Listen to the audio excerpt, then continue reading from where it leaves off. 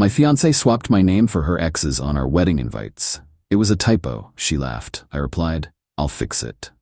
Then I called the venue, canceled the reception, and emailed the corrected guest list a new invite to my I'm single again party. Her mom's screaming voicemail. I, 32 male, am, or rather was, a fiancé. I'm a planner. I'm a data guy. I like spreadsheets and clear-cut goals. My fiancée, Eliza, 30, is not. She's a go-with-the-flow, live-in-the-moment, aesthetics are everything kind of person. I thought we balanced each other out. I thought her chaos was charming, and she thought my stability was comforting. Turns out her chaos was just a deep, abiding love for her ex-boyfriend. We've been planning our wedding for a year. It's in 3 weeks. The stress has been high. Her mother, Diana, 50, is the ringleader, and she has a taste for things that cost more than my car. I've just been signing checks, trying to keep the peace. I've paid for 90% of this circus. The venue, the band, the artisanal, 6-tier probably tastes like cardboard cake. All on my cards. Eliza, who has a background in graphic design, insisted on handling the invitations herself. She used some high-end, painfully expensive letterpress service. The feel has to be right, Grant, she'd said. It's the first thing people see. It sets the tone. The box arrived yesterday. I was genuinely excited. This was it, the final piece. I slid open the box. The top one was beautiful. Thick, creamy cardstock. Elegant gold script. I read it.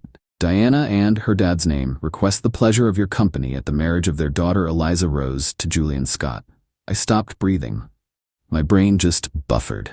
Julian is her ex-boyfriend, the one she dated for 5 years before me, the one her mother still brings up at holidays, the one who got away that she swore she was over. My name is Grant. I pulled out another one. Same, another, same, the whole box. 200 invitations, all inviting our friends and family to the wedding of Eliza and Julian. I was weirdly calm. Just cold. I walked into the living room where Eliza and Diana were looking at floral centerpieces on a laptop. Hey Eliza, I said, my voice sounding distant. The invites are here. There's a small problem. Oh, thank God, she said, not looking up. How do they look? Are they perfect? They're something, I said. They look great, but they have the wrong name on them. Diana huffed. What? Did they misspell your last name? Those printers, I swear. No, I said. They got your name right, Eliza. They put Julian's name instead of mine. Silence. Diana's head snapped up. Eliza froze. Then Eliza laughed, a high-pitched, hysterical titter. Oh my God, she said, covering her mouth. No, are you serious? She grabbed the invite from my hand. Her face went pale, then flushed bright red. It must have been a typo, she gasped, still laughing. A typo, can you believe it? The printer must have, oh my God, I must have uploaded the wrong draft. I had his name in there as a placeholder from an old file. How embarrassing. Diana chimed in. A typo? Oh, Eliza, it's just a silly mistake. Grant, don't look so serious. It's honestly hilarious. I just stared at her. A typo? You typoed your ex-boyfriend's full name onto our wedding invitations. Grant, stop, she said, her laugh fading into annoyance. It was a mistake, a stupid file error. Don't be paranoid. You're ruining the mood. We'll call them, get a reprint. Eliza, I said, my voice still quiet. The wedding is in 3 weeks. There's no time for a reprint and to mail them out. And you didn't type this. You uploaded a file named Eliza and Julian's Wedding. Her eyes went wide. I hadn't even known that. It was a guess. A cold, logical deduction. Her expression confirmed it. You are so dramatic, she snapped. It's just a name. God, you're always like this, trying to make me feel bad. It was a simple, stupid mistake. Are you going to hold this over my head forever? I looked at her. Really looked at her. The panic in her eyes, the immediate gaslighting, the shift to my behavior being the problem. I thought about the last year, the accidental texts from him she'd reply to, the way her mom said, Julian used to love this restaurant, the everything. The circuit breaker in my head, the one that keeps me calm and logical, just flipped. I smiled. It felt tight and wrong. You're right, I said. It's just a typo, a silly mistake. Don't worry about it, babe. I'll fix it. She visibly relaxed. Oh, okay. Good. See, not a big deal. Not at all, I said. I'll handle the typo and the guest list. You keep working on the flowers. They're the important part, right? The tone. Exactly, she said, relieved. Thank you, baby. You're the best.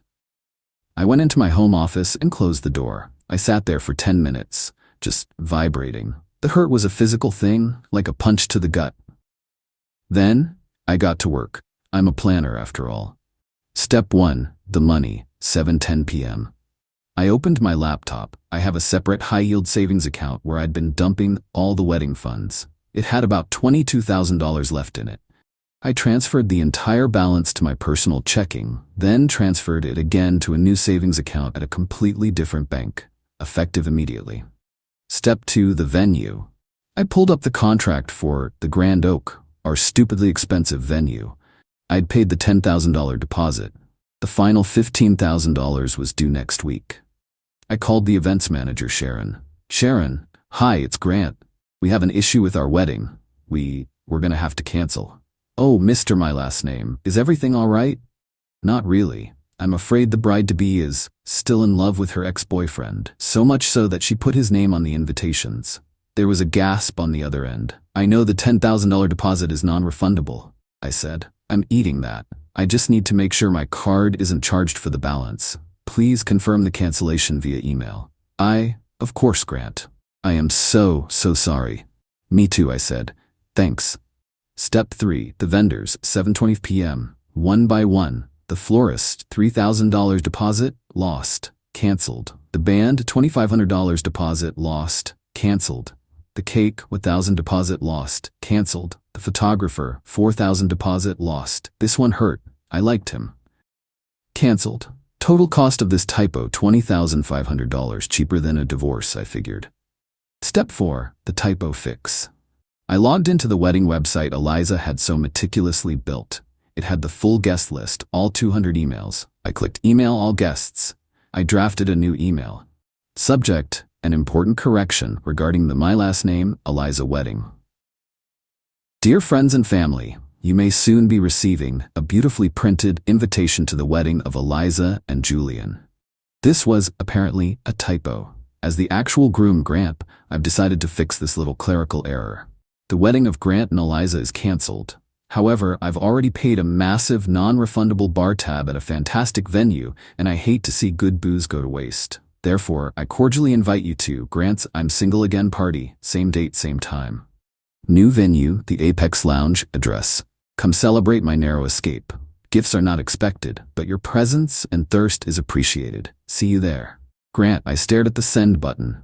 My hand was shaking. This was the point of no return. I thought about Eliza and Julian. I clicked send. Step 5, the aftermath. 8:00 p.m. present. My phone started to melt. Texts, emails. My best man Ben was the first. Dude, holy, I'm calling you. My mom, honey, please call me. What is going on? Mutual friends. WTF, this is a joke, right? OMG Grant, I am so sorry. Then, Eliza's phone, which she'd left on the coffee table, started to melt.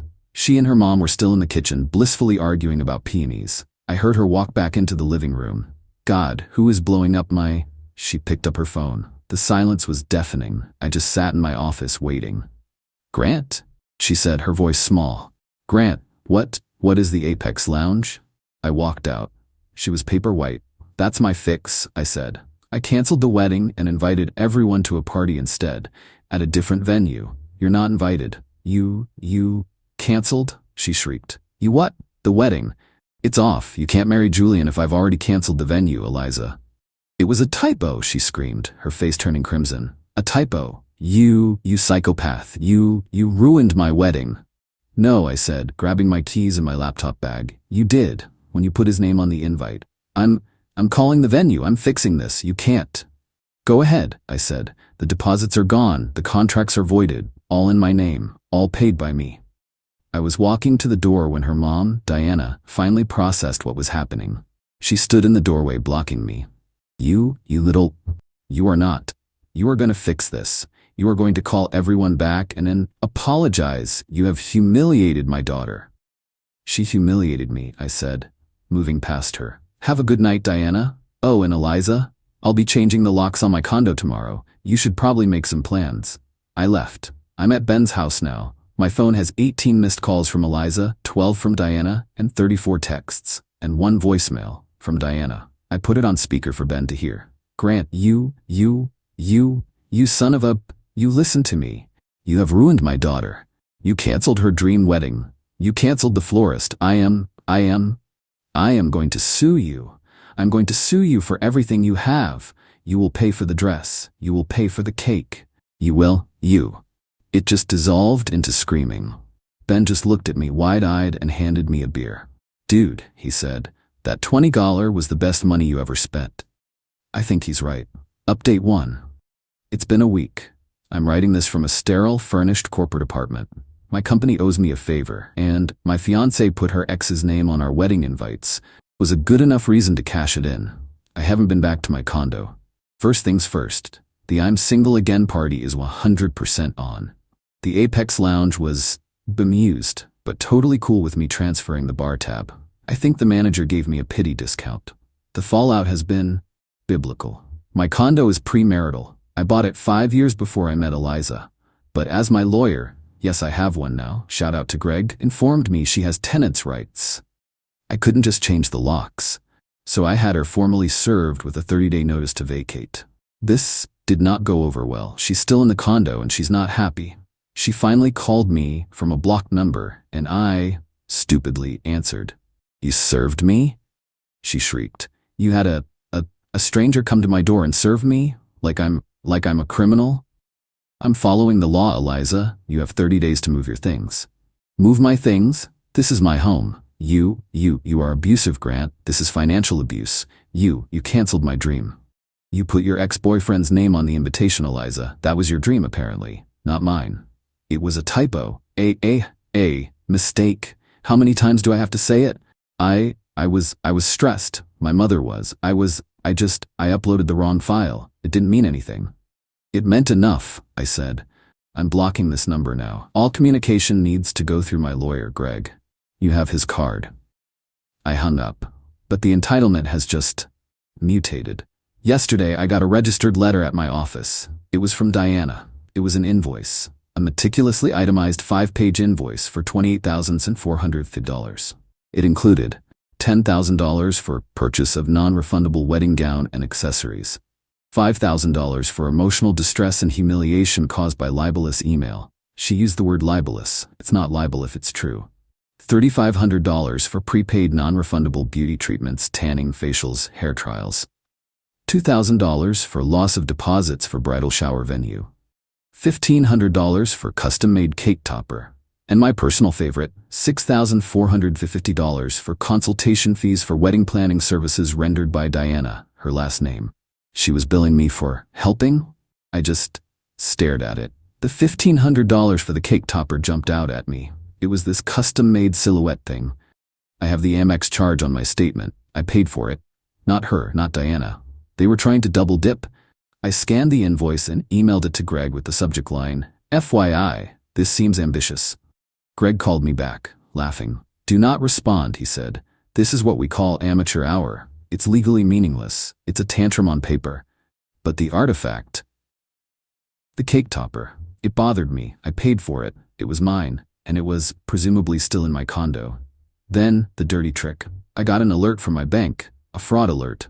Someone had tried to cash a check from my old dormant checking account, an account I haven't used in 3 years.